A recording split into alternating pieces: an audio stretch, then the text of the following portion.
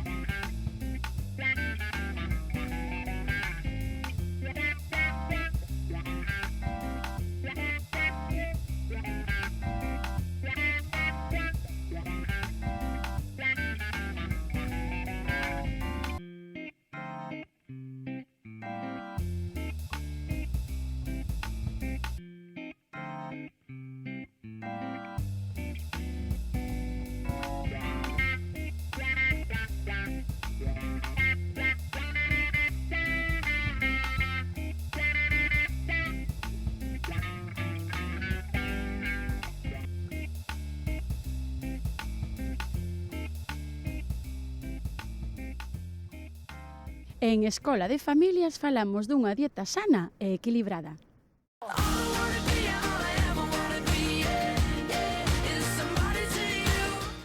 Os presento a Esther González, la nutricionista de la Unidad de Pediatría de Orense. Nos va a hablar del plato de Harvard. Como abundando un poco en lo que dije antes, que hay mucha obesidad infantil en el mundo y sobre todo en España, porque aquí aproximadamente 1 de cada 3 niños tiene obesidad infantil y tiene sobrepeso, y eso es muy grave y muy preocupante. A ver qué nos dice la nutricionista. Así es, hola Olga. La verdad que el tema de la obesidad y el sobrepeso es un tema bastante interesante a día de hoy, porque como comentabas, las cifras son bastante altas. Por eso, tanto vosotros como pediatras, nosotros nutricionistas, pero también los educadores, las familias, tenemos ahí un papel muy importante para fomentar hábitos de vida saludables desde la infancia, porque van a ser los que lo acompañen a lo largo de la vida y van a influir en la salud infantil. Entonces, como comentabas, hoy tenemos aquí el plato, vamos a hablar sobre el plato saludable, que es una herramienta muy útil porque nos sirve para organizar las comidas principales del día y hacerlo pues, de una forma completa, equilibrada e incluyendo fuentes saludables. Porque bueno, es una forma muy visual, indica las proporciones en las que debemos incluir cada grupo de alimentos, y para ello nosotros hemos traído aquí un plato real para que todo sea más práctico y la explicación sea muy sencilla. Y se entienda mejor. Exacto. Entonces, como vemos, el plato está dividido en 3 partes, que haría referencia a los grupos de alimentos que debemos incluir en nuestro plato. La mitad más grande, que es sería la parte sobresaliente, aquí tendríamos que poner nuestras verduras y hortalizas, alternando tanto opciones crudas como gazpacho, ensalada, y también opciones cocinadas, pues al vapor, a la plancha, salteadas, asadas, de la forma en la que más nos gusten. Y es interesante interesante pues variar las texturas, los colores y hacer todo lo más variado posible. Perdón, eso es muy importante, sobre todo para los niños o los niños que comen mal las verduras y las hortalizas. Un plato de mucho color, variado y atractivo lo comen mucho mejor. Así es muy importante jugar con la presentación de los platos, sobre todo en los niños. Después, la otra mitad estaría dividida en dos partes. Un cuarto tendríamos los alimentos que destacan por su aporte de proteínas, tanto aquellos de origen animal como carne, pescado, huevos, marisco, evitando las carnes rojas y procesadas, tipo embutidos y fiambres, y también tendremos alimentos de origen vegetal, por ejemplo, legumbres, derivados de la soja, como el tofu o el tempe, también, por ejemplo, frutos secos. Y después, por último, en la última parte tendríamos los alimentos ricos en hidratos de carbono complejos. ¿Cuáles serían? Pues tendríamos, por ejemplo, tubérculos como las patatas y también cereales como el arroz, la pasta, el cuscús, y siempre priorizando esas versiones integrales, porque bueno, nos van a aportar más vitaminas, más minerales, más fibra, y entonces nos van a saciar más, y además el índice glucémico que tienen es menor, que también es algo muy interesante. Mucho más bajo, y es muy importante eso. Exacto. Entonces, como vemos, la distribución pues sería más o menos esta con los tres grupos de alimentos, y teniendo en cuenta siempre esas verduras como las protagonistas del plato. Esto haría referencia sobre todo a la comida principal del mediodía. Después, a la noche, pues dependiendo de la edad de las personas, y la edad de los niños. Exacto. También, si son pequeños, son escolares, claro, son adolescentes. De las necesidades que tenga cada niño, del ejercicio físico que realice, que también es muy importante, pues podemos jugar con esa ración de hidratos a la noche.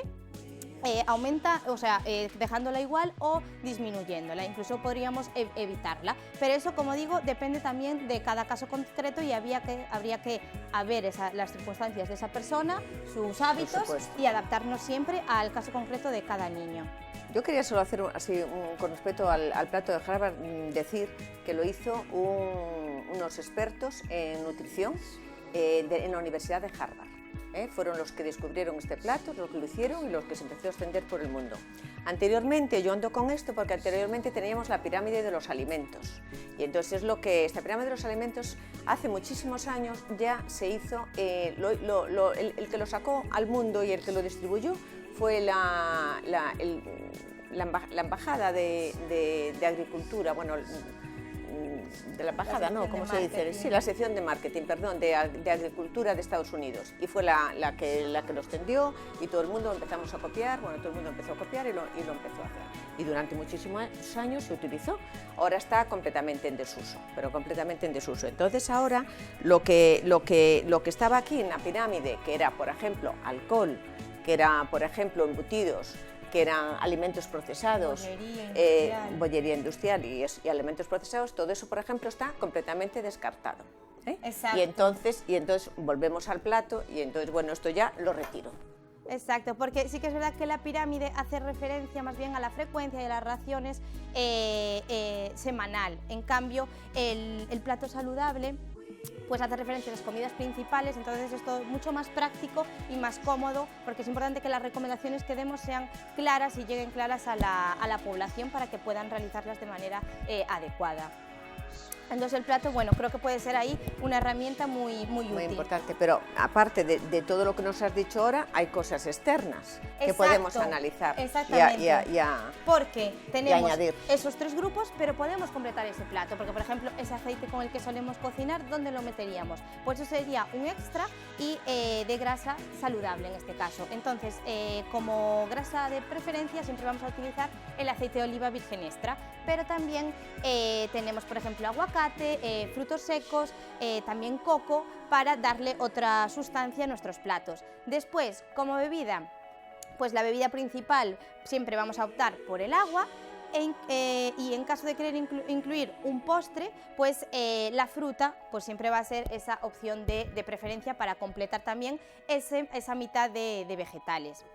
Entonces así ya tendríamos un plato súper completo, y es muy interesante que después dentro de cada grupo pues variemos todo lo posible las opciones que hay de alimentos para conseguir tanto cubrir las necesidades de vitaminas y minerales, y también muy importante, como comentábamos antes, pues conseguir platos atractivos, diferentes, y así no caer en la monotonía. Y en la rutina.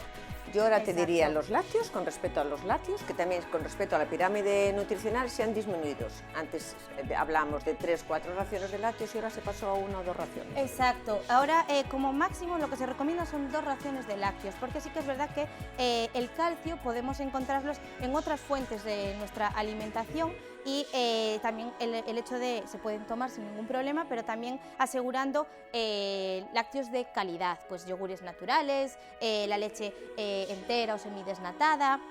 Bueno, el queso, pues priorizando ese queso fresco a quesos pues más curados, que tienen más contenido en grasa y en sal. Entonces, con 2 raciones al día sería suficiente, tanto para niños como para adultos. Entonces, es otra recomendación que con el plato también se ha adaptado. También se ha adaptado. Y luego los cereales, en vez de ser refinados, siempre integrales, ¿verdad? Exacto, que en la pirámide antes no se hacía mucho hincapié en ese detalle, pero sí que es un tema muy interesante, que los cereales optemos siempre por esas versiones integrales, porque como comentaba antes, pues son más nutritivas y nos van a saciar más, nos van a aportar más fibra y el tema del índice. Y nos sacian más, que es muy importante. Exacto. También, sobre todo los niños y el sobrepeso y todo eso. Exacto. Y después también de bebida, creo que el agua como bebida única. Exactamente, que por eso ahí también entraría el tema de los lácteos, que antes muchas veces hacía también referencia a acompañar la comida con un vasito de leche. Se recomienda que la bebida principal sea siempre el agua, porque ese calcio y componentes de la leche también pueden influir en la absorción de ciertos compuestos de la alimentación. Entonces, mejor siempre asegurar como bebida principal el agua. Después también yo quería decir que a veces los padres nos preguntan, ¿vale? Que le explicamos lo que es el plato, lo entienden y les parece fenomenal porque es un plato muy equilibrado y muy saludable. Y dicen, pero claro, si el niño come en el colegio, pues yo también querría decirles que si el niño come en el colegio, que tampoco va a tener ningún problema, porque va a hacer 5 comidas simplemente, solo comen. O sea, 5 comidas a la semana, cuando a lo largo de la semana hacen 35 comidas. Entonces eso tampoco sería ningún problema. Si luego en casa, pues más o menos mantienen todo lo que ha dicho Esther González. Exacto, la familia ahí tiene un papel, la verdad, muy importante. ¿Cómo adaptamos todas estas recomendaciones, cómo las llevamos a nuestro plato para que todas las familias puedan adaptarlo? Pues vamos a hacerlo con 2 recetas utilizando alimentos de verdad, para que sea lo más práctico y visual posible. Por un lado, tenemos una receta bastante común, que suele gustar mucho tanto a grandes como a pequeños, que serían huevos con patatas. Entonces, utilizo este plato para decir que no hace falta que prescindamos de nuestras recetas favoritas, simplemente darles ahí una vuelta adaptando las proporciones. Entonces tenemos como fuente de proteína los huevos, que podríamos hacerlos a la plancha en vez de fritos. Como fuente de hidratos, en este caso tendríamos las patatas, que podríamos hacerlas, por ejemplo, asadas y también quedarían crujientes por fuera. ¿Y con qué podemos complementar ese plato? Pues como esa ración vegetal tendríamos, por ejemplo, una ensalada con brotes, zanahoria rallada y tomate. Eso por un lado. Y después, por otro lado, tenemos una receta vegetariana para ver que también pueden ser recetas completas y sabrosas. Entonces tendríamos un curry de garbanzos. Entonces los garbanzos, en este caso la legumbre, sería esa ración de proteína. Como ración de hidratos tendríamos arroz y como esa base vegetal tendríamos en este caso pimiento y calabaza.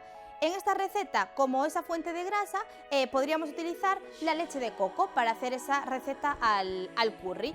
Y como veis, siempre hablo de proporciones y no de cantidades, porque después la cantidad va a depender de cada persona, de la edad, de la actividad física, de las necesidades. Entonces después estas raciones se adaptarían a cada miembro de la familia. Entonces es muy importante, para llevar una alimentación saludable, adaptar las raciones a las necesidades de cada uno, siempre prestando atención a nuestras sensaciones de hambre y saciedad, pero intentando mantener siempre estas proporciones de las que hemos hablado para que los vegetales siempre sean los protagonistas.